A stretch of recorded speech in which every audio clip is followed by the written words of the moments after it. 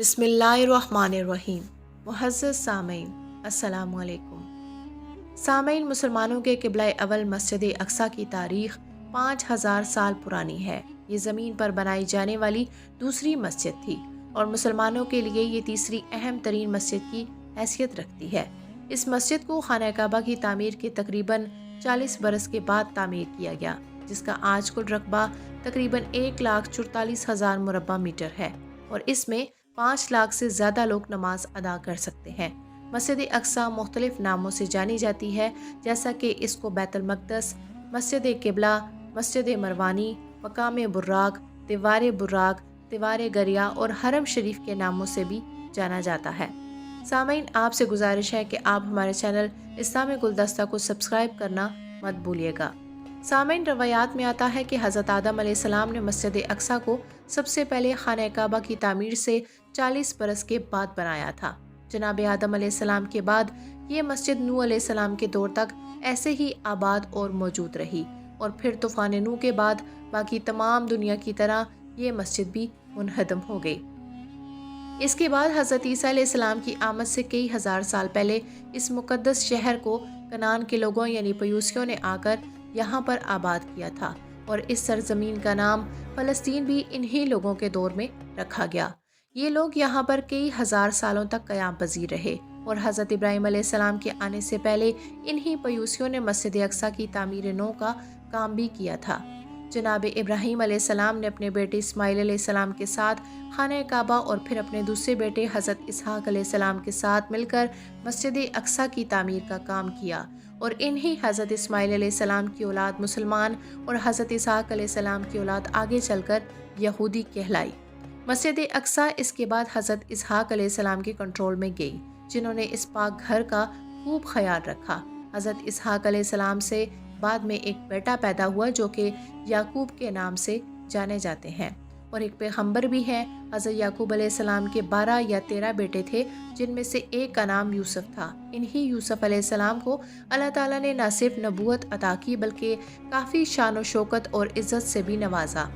مصر کے قید خانوں سے اسی ملک کا بادشاہ بھی بنا دیا۔ حضرت یوسف علیہ السلام ہی کے دور میں حضرت یعقوب اور ان کے بیٹے فلسطین سے آ کر مصر میں آباد ہو گئے اور یوسف علیہ السلام کے چند سالوں بعد اللہ تعالیٰ نے اپنے ایک اور پیغمبر یعنی حضرت موسیٰ علیہ السلام کو نبی بنا کر مصر میں بھیجا تاکہ آپ یعقوب علیہ السلام کی اولاد کو فرعون سے بچائیں اور بنی اسرائیل کو صحیح راستے کی ہدایت کا کام کر سکیں۔ لہٰذا بنی اسرائیل حضرت موسیٰ علیہ السلام کے ساتھ فرعون سے بچ کر مصر سے نکلے اور یوں بنی اسرائیل ایک بار پھر سے فلسطین میں آ کر رہنے لگے۔ اس کے بعد داؤد علیہ السلام کا دور آیا اور انہوں نے پھر سے مسجد اقصیٰ کی تعمیر کا کام شروع کیا، جو کہ اس وقت صرف چند کھنڈرات کا ایک حصہ رہ چکی تھی۔ حضرت داؤد علیہ السلام نے مسجد اقصیٰ کی تعمیر کا کام شروع کیا، مگر وہ اپنی زندگی کے اندر اس کو مکمل نہ کر سکے، لہٰذا انہوں نے اس کام کی ذمہ داری اپنے بیٹے جناب سلیمان علیہ السلام کے حوالے کر دی۔ اب ان کے بیٹے حضرت سلیمان علیہ السلام جو کہ خود بھی اللہ کے ایک پیغمبر تھے، انہوں نے مسجد اقصیٰ کی تعمیر کو جاری رکھا اور آپ نے ہی اس کو مکمل کیا۔ عراق کے بادشاہ بخت نصر نے سن 587 قبل مسیح میں یروشلم شہر پر حملہ کیا اور اس تعمیر کی اینٹ سے اینٹ بجا کر رکھ دی۔ اس نے لاتعداد یہودیوں کو قتل کرنے کے ساتھ ساتھ ان کے مذہبی صحیفوں کو بھی جلا دیا، لیکن کچھ ہی عرصے کے بعد بخت نصر کی حکومت کو بھی زوال آیا اور ایران کے بادشاہ خورس نے یروشلم فتح کر کے تمام یہودیوں کو یہاں پر واپس آنے کی اجازت دے دی۔ اس کے بعد مریم علیہ السلام بھی اسی شہر کے اندر رہا کرتی تھی اور عیسیٰ علیہ السلام بھی اسی مقدس شہر کے اندر پیدا ہوئے اور ان کو یہیں پر یہودیوں نے اپنی سازشوں کا نشانہ بناتے ہوئے سولی پر لٹکا دیا۔ جناب عیسیٰ علیہ السلام کے آسمان پر اٹھائے جانے کے 70 سال بعد روم کے لوگوں نے مسجد اقصیٰ پر حملہ کر دیا اور اس قدر تباہی مچائی کہ مسجد اقصیٰ کی صرف 4 دیواریں ہی باقی کھڑی رہ گئی۔ یہودی بھی اس کے بعد کئی 100 سالوں تک نہایت سخت دن گزارتے رہے، پوری دنیا میں ذلیل و خوار ہوتے رہے۔ سامعین، یہ مسجد آخری پیغمبر کے آنے تک اسی طرح رہی جب تک کہ واقعہ معراج پیش نہیں آیا۔ مسلمان پہلے اس مسجد کی طرف رخ کر کے اپنی عبادات کیا کرتے تھے، لیکن بعد میں اللہ کے حکم سے ان کا قبلہ خانہ کعبہ کو بنا دیا۔ لیکن مسجد اقصی کی عزت اور اس کا مقام و مرتبہ مسلمانوں کے دلوں میں ذرا برابر بھی کم نہیں ہوا۔ حضرت محمد صلی اللہ علیہ وآلہ وسلم کے وصال کے کچھ سال بعد جب مسلمانوں کا لشکر مختلف ممالک کو فتح کرتا ہوا یروشلم کے شہر تک پہنچا تو اس وقت وہاں پر عیسائیوں کی حکومت تھی۔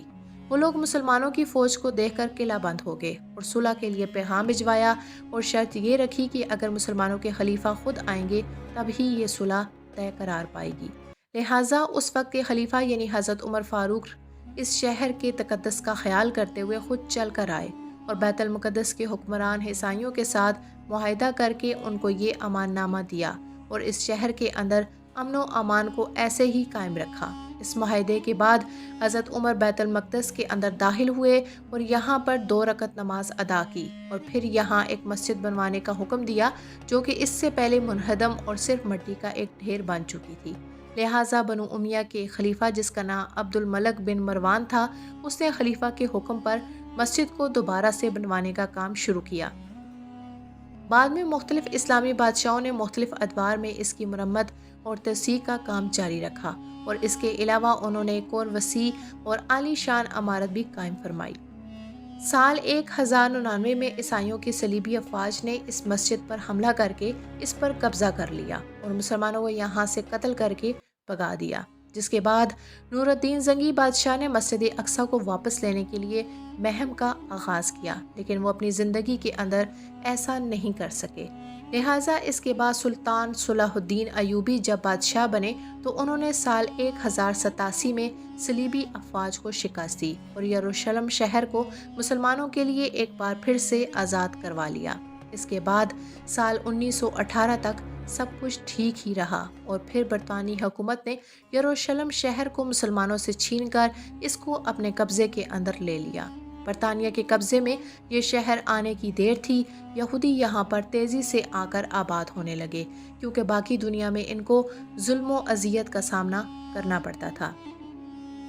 یوں چند ہی سالوں میں ایک بہت بڑی تعداد میں یہود کی یہاں پر آ کر آباد رہنے لگی اور پھر سال 1948 میں یہودیوں نے اس جگہ پر اپنے ایک الگ ملک یعنی اسرائیل کے قیام کا اعلان کر دیا۔ بس وہ دن ہے اور آج کا دن یہودی اس ارض مقدس کی سرزمین پر مسلسل قبضہ کرتے ہی چلے جا رہے ہیں اور آج انہوں نے اصل فلسطین کو صرف ایک چھوٹے سے علاقے تک محدود کر کے تقریباً پورے ہی ملک پر اپنا قبضہ جما رکھا ہے۔ یہودی، عیسائیوں اور مسلمان تینوں ہی مذاہب کے لوگ آج بھی اس ارض مقدس پر اپنی اپنی ملکیت ظاہر کرتے ہیں اور کوئی بھی اس سرزمین کو چھوڑنے کے لیے بالکل تیار نہیں ہے اور یہی وجہ ہے کہ اس ارض مقدس کو لے کر لڑائی جھگڑے اور تباہیاں کسی بھی صورت رکنے کا نام نہیں لے رہی۔ سامعین، آئیے مل کر اللہ پاک سے دعا کرتے ہیں کہ وہ فلسطین کے مسلمانوں پر اپنا رحم و کرم فرمائے اور ہم سب کا خاتمہ ایمان پر قائم فرمائے، آمین۔ سامعین، امید ہے کہ آپ کو ہماری آج کی ویڈیو پسند آئی ہوگی۔ اگر ویڈیو پسند آئے تو ویڈیو کو لائک کریں، شیئر کریں اور چینل کو سبسکرائب کرنا مت بھولیے گا۔ کمنٹس میں آپ اپنی قیمتی رائے کا اظہار بھی کر سکتے ہیں اور کمنٹس میں آپ اپنے قیمتی سوالات بھی ہم تک پہنچا سکتے ہیں۔ اللہ پاک ہم سب کا حامی و ناصر ہو، آمین یا رب العالمین۔